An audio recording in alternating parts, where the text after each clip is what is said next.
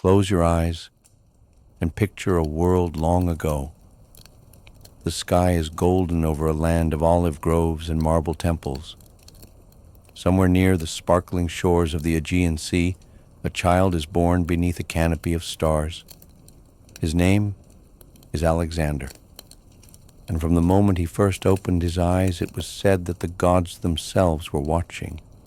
His mother, Olympias, believed he was destined for greatness, perhaps even touched by the spirit of Zeus himself.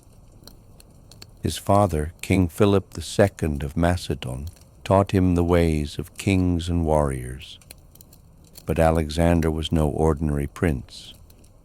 He studied not only sword and shield, but also the stars, poetry, and philosophy. His tutor was the great Aristotle, who told him tales of distant lands and the mysteries of the universe. And so, as the wind moved gently through the trees outside his palace windows, young Alexander would lie awake, dreaming, not of gold or power, but of discovering what lay beyond the edge of the known world. As he grew, so did his ambition.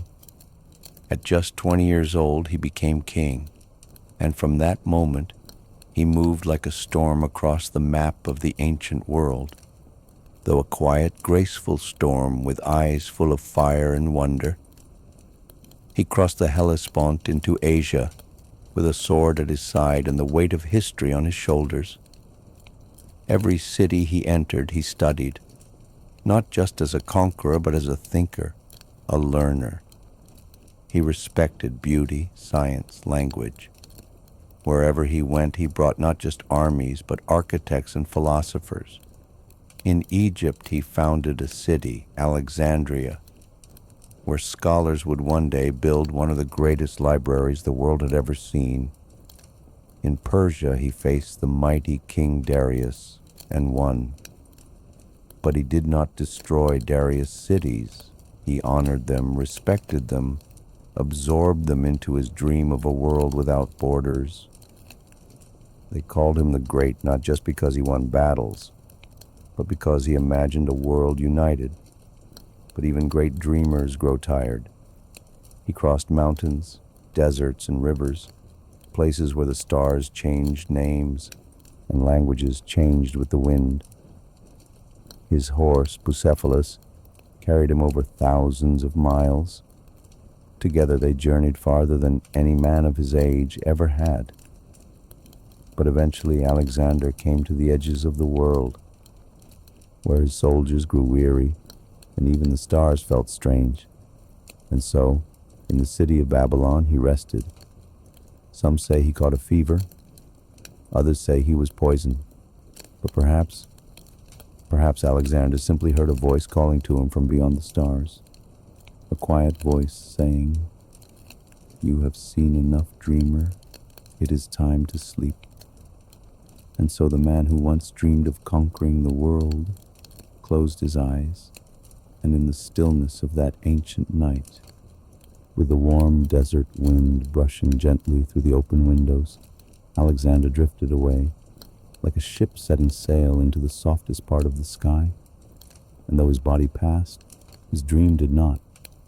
It lives on, in cities, in stories, in stars named after him, in every book opened by torchlight, in every explorer who wonders what lies beyond the horizon.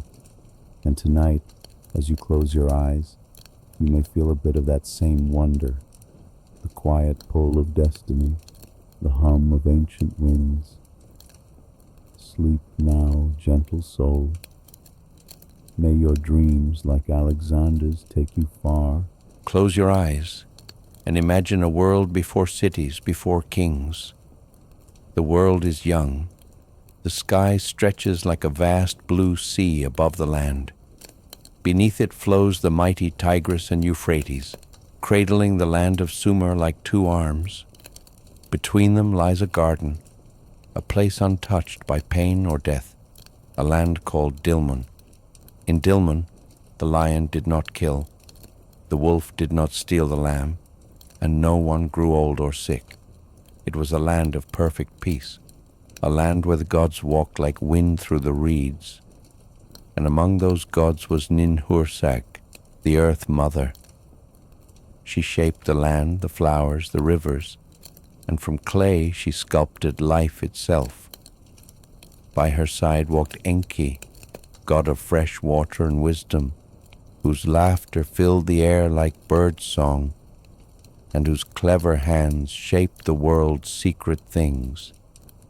Together they filled Dilmun with beauty. The fruit trees swelled with golden figs and pomegranates. Streams whispered gently through gardens of lapis-colored flowers. There was no disease, no sorrow, no darkness. But then Enki, ever curious, touched what he should not. He tasted the sacred plants, 8 of them, each guarded by Ninhursag.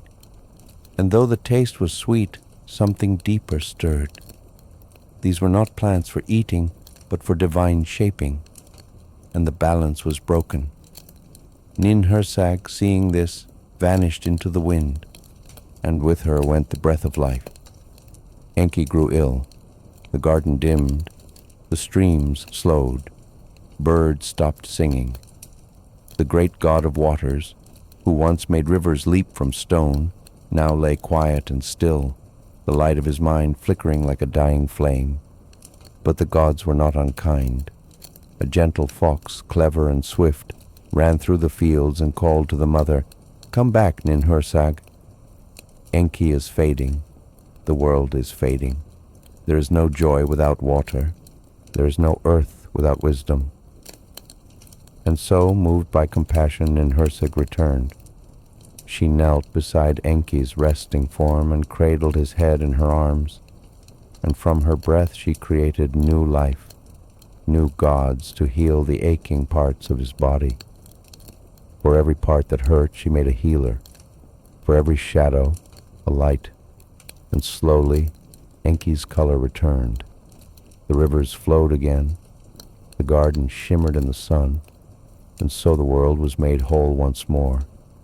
And though Dilmun faded from the memory of time, some say it never truly vanished. Some say it still exists, hidden in dreams, or beyond the bend of a forgotten river, a place where pain is unknown, where night is cool and calm, where nothing hunts and nothing hides, where your soul can rest beneath silver trees and hear only the soft song of running water and the wind. So sleep now. May your spirit wander gently to that garden, and may you wake only when your heart is full of peace.